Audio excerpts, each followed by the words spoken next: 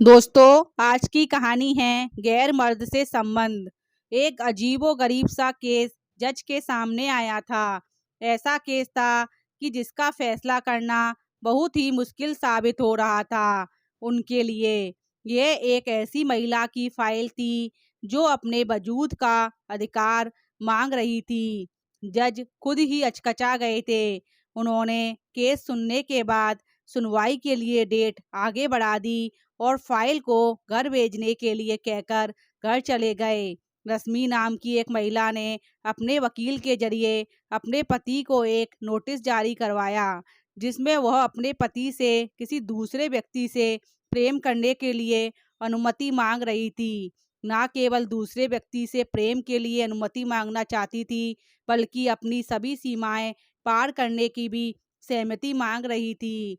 लेकिन इसके बाद भी वह पति से अलग होकर नहीं, वरन सारे कर्तव्य अपने परिवार में रहकर ही निभाना चाहती थी। वह अपने परिवार में ही रहकर किसी और से प्रेम करना चाहती थी, ठीक वैसे ही जैसा उसका पति उसे छोड़कर किसी दूसरी स्त्री से संबंध बनाने के बाद घर में आकर अपनी जिम्मेदारी निभाता है। उसके द्वारा किसी प्रकार की परेशानी जताने पर जिम्मेदारी से अलग ना हो रहा हूँ, यह कहकर बता देता है। ठीक ऐसे ही पत्नी रश्मि ने भी याचिका दायर की है कि उसे भी प्रेम करने की अनुमति दी जाए। वह पत्नी, माँ, बहू बनने के कोई भी फर्ज नहीं छोड़ेगी। पूरी निष्ठा से वो सारे कर्तव्य निभाएगी, बिना अपने परिवार से अलग हुए। रश्मि वो सब कुछ ठीक वैसा ही करना चाहती है जैसा उसका पति उसके साथ कर रहा है। रश्मि 37 साल की एक कामकाजी महिला है। उसके साथ रश्मि के 2 बच्चों की माँ और गृहिणी है। नैन नक्श की भी अच्छी थी। उससे किसी को भी कोई शिकायत भी नहीं थी। सब कुछ ठीक चाल चल रहा था। पर अपने पति के व्यवहार में रश्मि को पिछले कई महीनों से परिवर्तन नजर आ रहा था।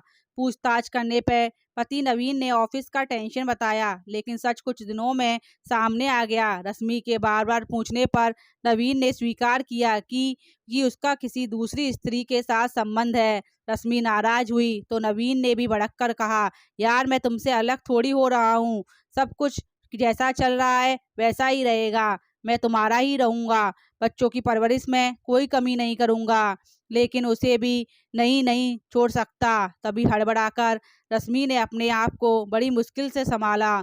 बहुत रोई। बच्चों के ऊपर गलत प्रभाव पड़ेगा यह भी बताया, और नवीन मानने को तैयार नहीं हुआ। सीधे शब्दों में कह दिया, मैं बहुत आगे तक बढ़ चुका हूँ, अब उसे छोड़ना पाना मेरे लिए मुश्किल है। रात भर रश्मि को अपनी माँ और अपनी जिंदगी याद आने लगी। ईश्वर कहीं नहीं है, अगर होते तो मेरी जिंदगी में इतनी परेशानी क्यों। अपमान, क्रोध, आक्रोश से भरी रश्मि सुबह अपने वकील को बुलाकर सारी बात बताई और अपने पति के नाम एक नोटिस जारी करवाया।